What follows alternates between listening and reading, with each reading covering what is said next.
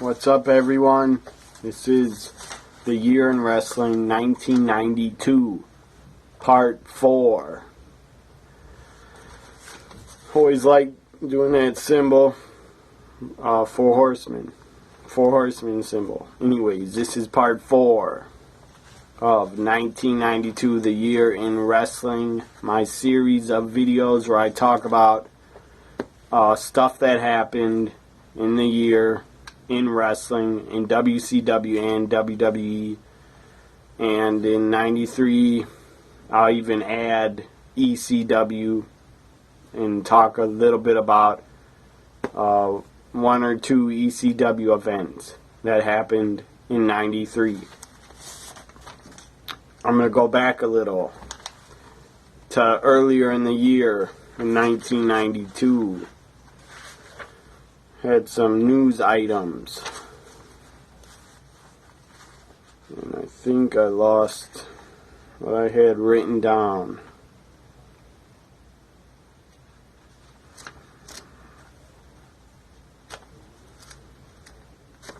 I don't know how I lost what I had written down, but I did.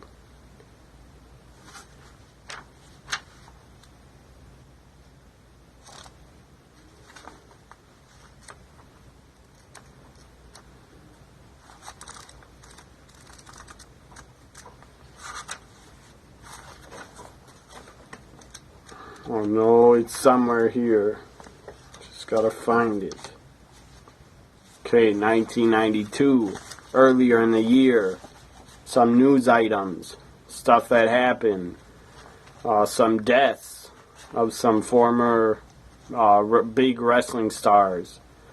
First, on February 7th, 92, 13-year veteran, the Mad Dog, Buzz Sawyer, dies in his apartment in Sacramento, California. He was 32 years old. Very sad. 32 is a young man. So very sad. Buzz Sawyer passes away in very early on in 92.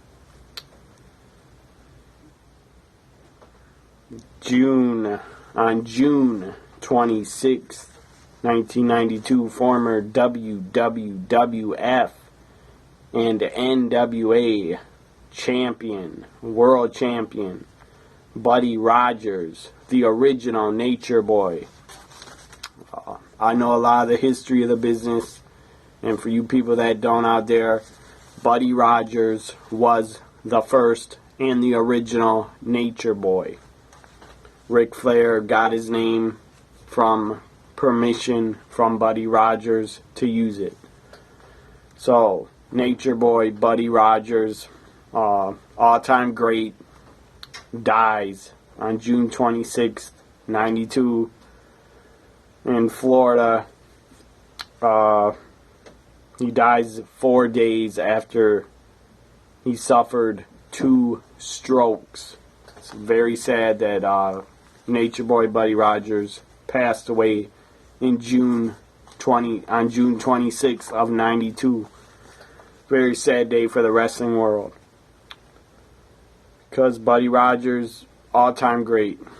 For you people out there that know the history of the WWE and the history of wrestling, you know that Buddy Rogers was an all-time great. And a former world champ. That's all the news I got about 92. In my next video, 1993, The Year in Wrestling, very early on, in January of 93, Andre the Giant, the great Andre the Giant, passed away. Now I'm going to get on to Survivor Series, 1992. Survivor Series 92 took place from Richfield, Ohio. Richfield Coliseum. And I think either 87 or 88 Survivor Series also took place from Ohio. I think the same place, Richfield, Ohio. But I'm not sure. First match was the Head Shrinkers defeating High Energy. High Energy was the tag team of Owen Hart. They were a new, excuse me, they were a new tag team. High Energy was a new tag team, the team of Owen Hart, The Rocket, and Koko B. Ware. They were High Energy. They were a good team for the short time they were together. They were High Energy, and they were great high-flying wrestlers. Of course, obviously, Owen Hart was better than Koko B. Ware. But Koko B. Ware, in his prime, he was pretty good. But 93, he was not really in his prime. But he could still put on a good match. So, Head Shrinkers win. Up next, you had in a nightstick match. The Big Boss Man defeated Nails. This was what it was. It wasn't very good, but it was decent. And I'm glad the Big Boss Man got the victory. And I'm glad that Nails was out the door and was out of the WWF. Because he sucked. It was a very lame gimmick that Nails had, and he was a very weak, lame wrestler. He wasn't even a wrestler. All the guy did in his matches was choke. All he did was choke his opponents the entire match, and maybe body slam them, maybe drop kick them, and that was it. So, Boss Man, the late great Big Boss Man defeats Nails in a nightstick match. Up next, Tatanka defeated Rick Martel. They worked well together and they had a good match. This could have been a main event of Survivor Series. It was like a tag team main event. The team of the Randy Macho Man Savage and Kurt Hennig, Mr. Perfect, took on Razor Ramon, very young Razor Ramon. His first year in the WWF was 1992. His debut was in 1992 before Survivor Series. Probably was around SummerSlam or before then or after SummerSlam that Razor Ramon came in to the WWF and debuted. So Razor and the legendary Nature Boy Ric Flair teaming up to take on Mr. Perfect and Randy Savage. It was a very entertaining tag team match. Kurt Hennig and, yes, I'll just call him Mr. Perfect. Mr. Perfect and Macho Man got the victory.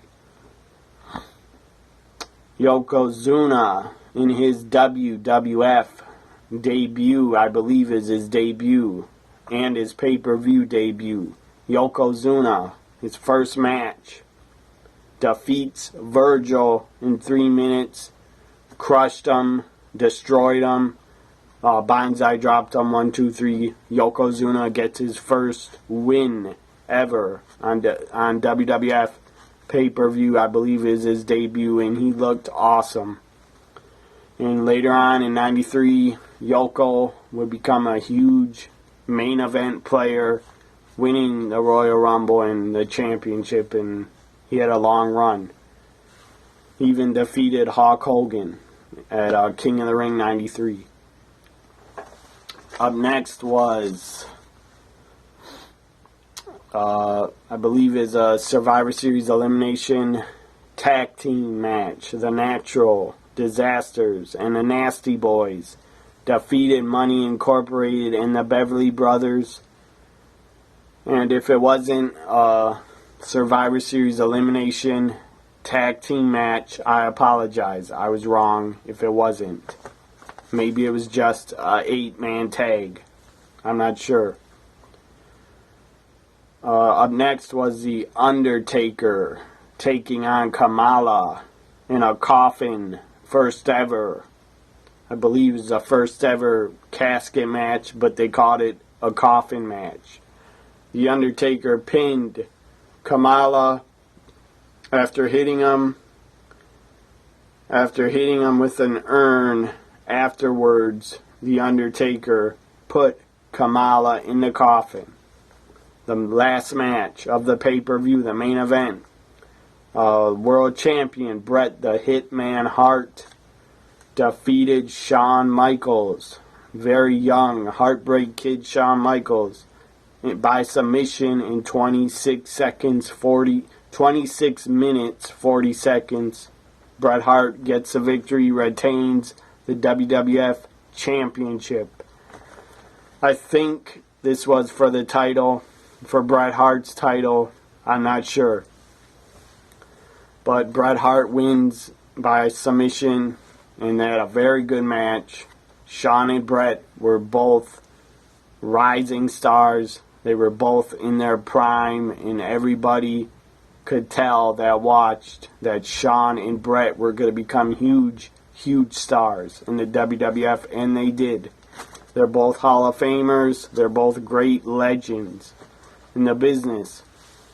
Before this match, Shawn Michaels was the newly crowned, just won the Intercontinental Championship in October of '92 on a Saturday night's main event. He defeated the British Bulldog Davey Boy Smith for the Intercontinental Championship.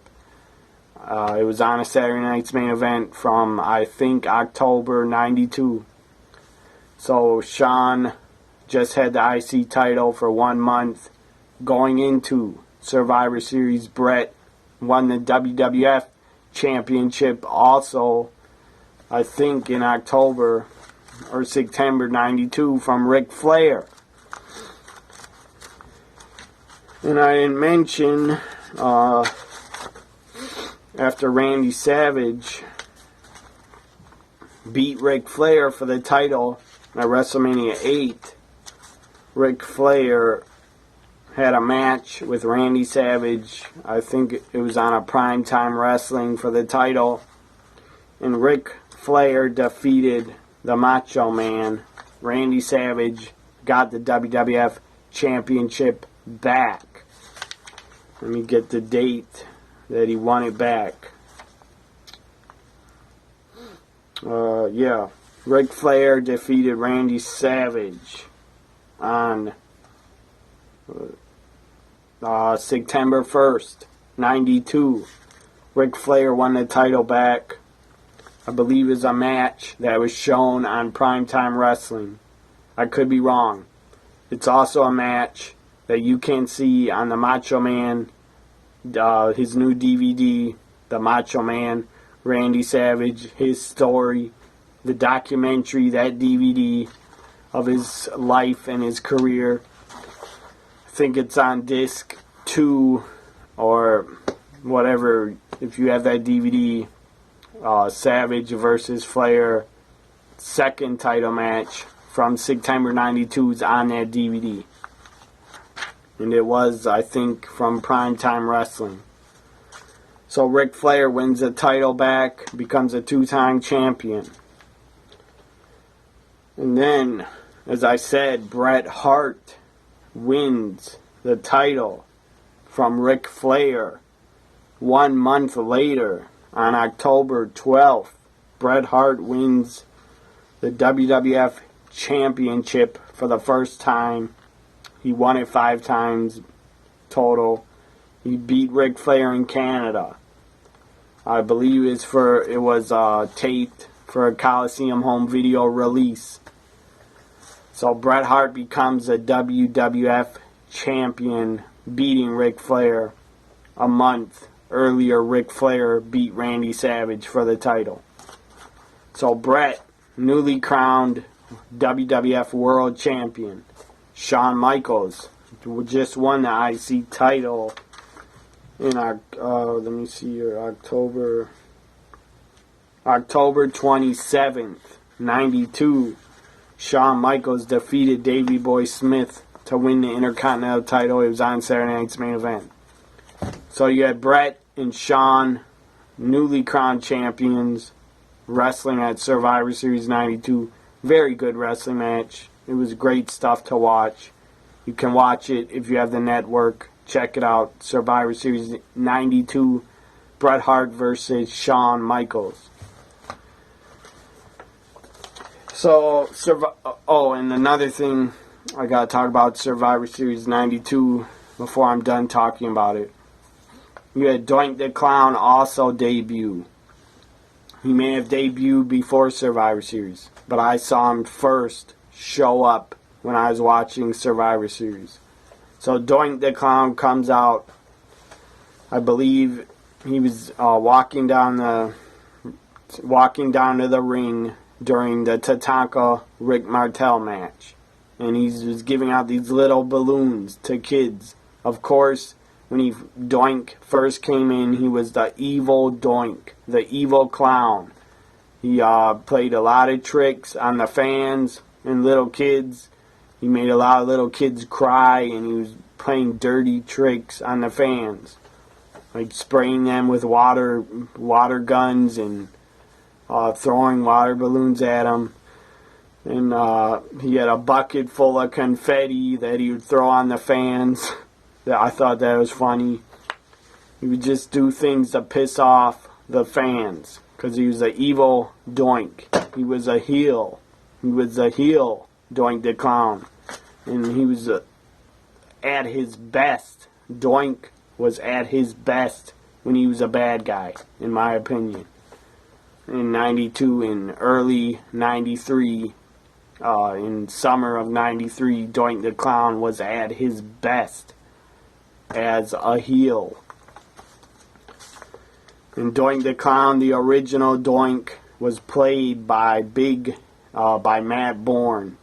Who's Matt Bourne? He was in WCW earlier as Big Josh. So, and also Matt Bourne was on WrestleMania 1 versus Ricky Steamboat. So Matt Bourne, the guy that faced Ricky Steamboat on WrestleMania 1, that guy was Doink the Clown in 92 and 93. 94, I believe they got a different guy to play Doink because his body looked different and more overweight. More muscle on the guy that was playing Doink. By Survivor Series 94, there was a new Doink.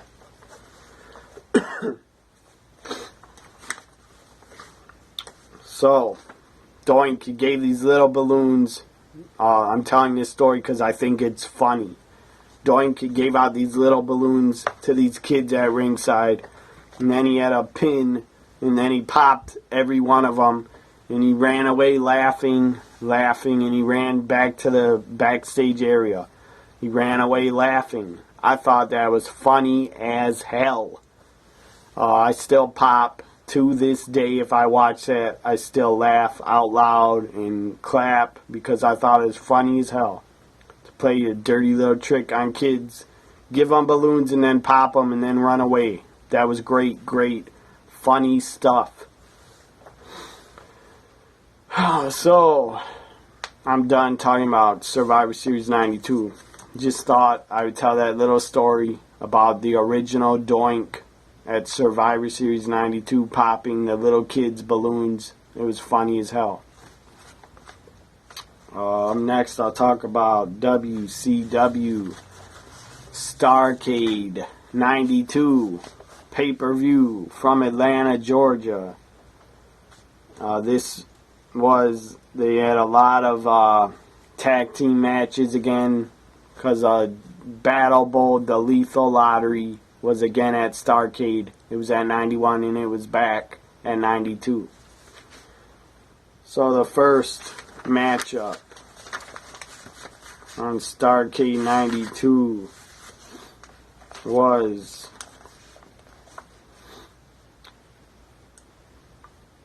and I don't know if these are in order. I'm going to just read them how they're down in front of me. I don't think they're in order. Masahiro Chono, NWA champion, defeated the challenger, the Great Muta, to retain the NWA championship. They still had the NWA championship belt that Ric Flair originally took to the WWF in 91. And they were still calling it the NWA championship. And Masahiro Chono defeated the Great Muta. And they had the old belt back on Masahiro Chono at Starrcade 92 that Ric Flair had in the WWF. I don't know how WCW got it back so fast a year later, but they did. Chono versus Great Muta was a great match, but I don't think many American wrestling fans appreciated it, and the fans in Atlanta, Georgia, I don't think really cared. WCW World Champion Ron Simmons defended his title and defeated Dr. Death Steve Williams by double. Or defeated him. He didn't defeat him. Steve Williams and Ron Simmons wrestled to a double countout. And that's it. It was a double countout. World Tag Team Champions and NWA Tag Team Champions Ricky Steamboat and Shane Douglas defeated Barry Windham and Brian Pillman. Brian Pillman was a heel in this match, and he was a great heel. He was in a great team. Brian Pillman and Barry Windham made a great tag team. And Steamboat and Shane Douglas also made an awesome tag team. This was a very good tag team title match. Very good tag team wrestling. It was great stuff to watch. So Ricky Steamboat and Shane Douglas defeat Barry Windham and Brian Pillman in 20 minutes and 2 seconds to retain the tag team titles. And then in 93, Shane Douglas was gone, disappeared from WCW. So I don't think they weren't tag champs for very much longer. And I'll talk about some of the Lethal Lottery tag team matches, Battle Bolden now. First, it was Heavy Metal Van Hammer and Dan Spivey were a team taking on Cactus Jack and Johnny B. Bad. I believe Johnny B. Bad during this match punched and knocked out Cactus, and he got pinned or rolled up 1, 2, 3. So Van Hammer and Dan Spivey advanced to Battle Bold, the Battle Royal that they had at the end. Next was the team of Dustin Rhodes and Big Van Vader defeat Kensuke Sasaki and the Barbarian.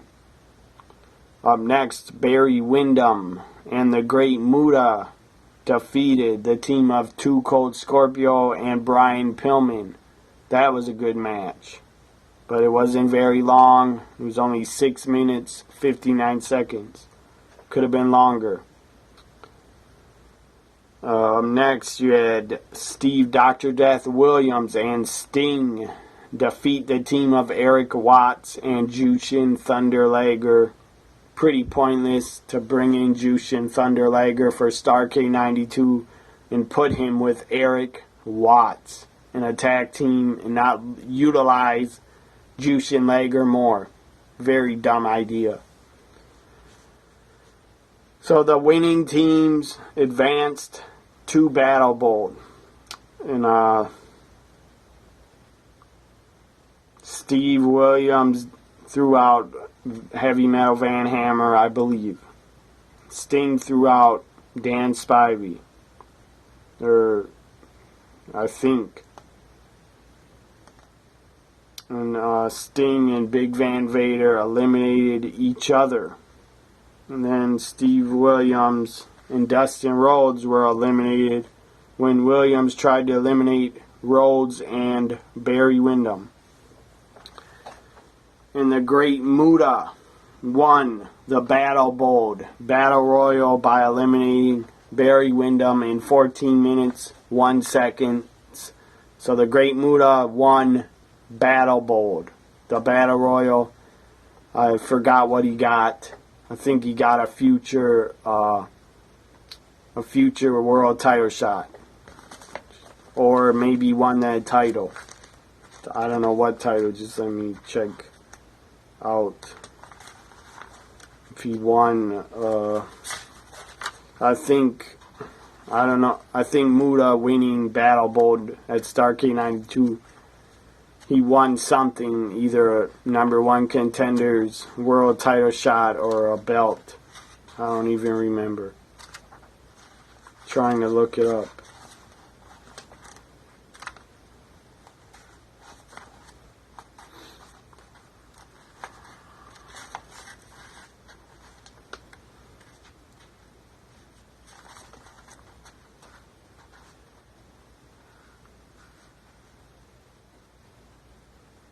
No, Great Muta did not win a title. I think he won the NWA title in 93, or maybe I'm wrong. But I think that NWA title match between Barry Windham and Great Muta at Super Brawl 3. And I know Barry Windham won the title and was champion. But he was not WCW or NWA champion. If I could get the NWA world title history, I can look it up.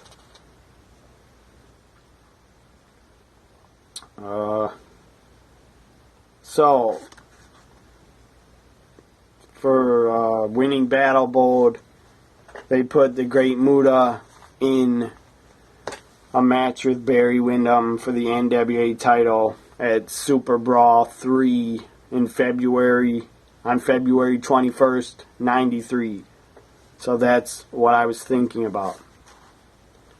And Great Muta did win the NWA Heavyweight Championship. But that was right in the beginning of January 93 at the big Tokyo Dome show in Tokyo, Japan. I'll talk about that in my 1993 Year in Wrestling Part 1 about Great Muta winning the NWA title.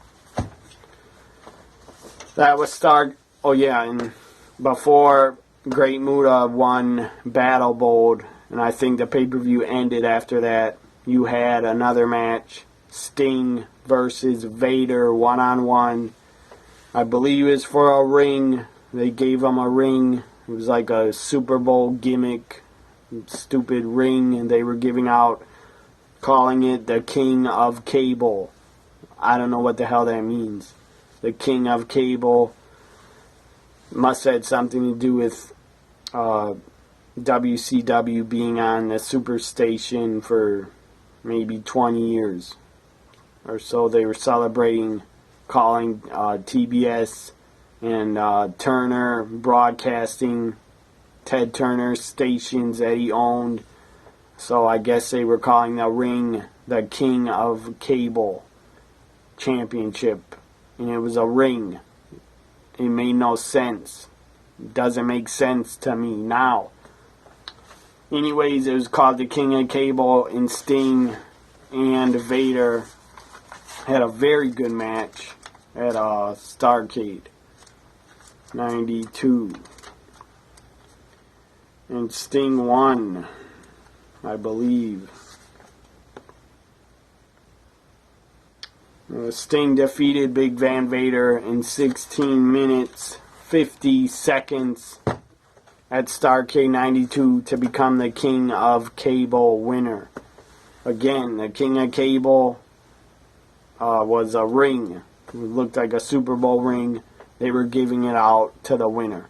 And they also gave Sting a giant trophy that they had for him in the ring.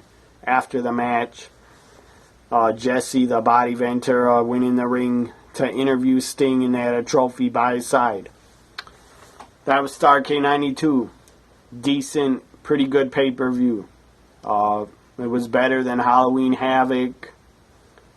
It was better than a lot of the pay-per-views in 92. But my favorite WCW pay-per-view of 92 was Wrestle War, by far, because of the War Games match.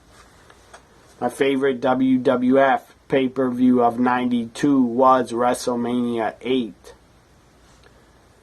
The commentary, as I said, between Gorilla Monsoon and Bobby Heenan was epic and was great.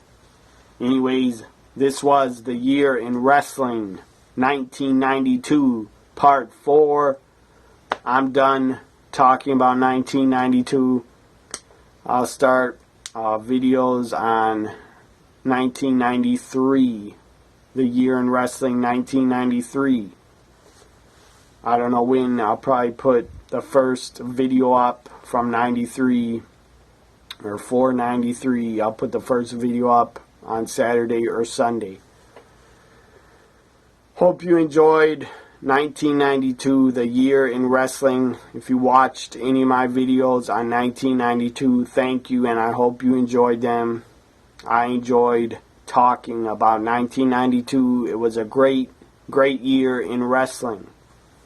You had WCW put on some great matches on their pay-per-views. And WWF was better than they were in 91. 92, they were much better.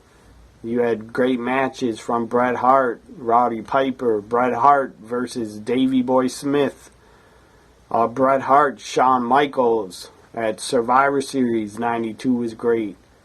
WrestleMania 8 was great stuff, and not all of it, but a lot of it was pretty good.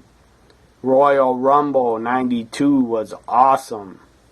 Epic Royal Rumble match and a very good pay-per-view. Again, Rumble 92, Gorilla and Bobby Heenan on commentary made that pay-per-view even better. That's why I enjoyed it so much. Also, WrestleMania 8, they made the show better. Just listening to them talk and fight with each other. SummerSlam 92, you had Vince return, or Vince McMahon's first ever time on pay-per-view commentary was at SummerSlam 92. He decided to do a pay-per-view. He was doing all Superstars commentary in Saturday Night's Main Event, and that was it. So Vince decided to do commentary with Bobby Heenan at SummerSlam 92. They worked well together, but Bobby Heenan and Gorilla worked the best together. And same thing, Survivor Series 92, Vince and Bobby Heenan were on commentary again.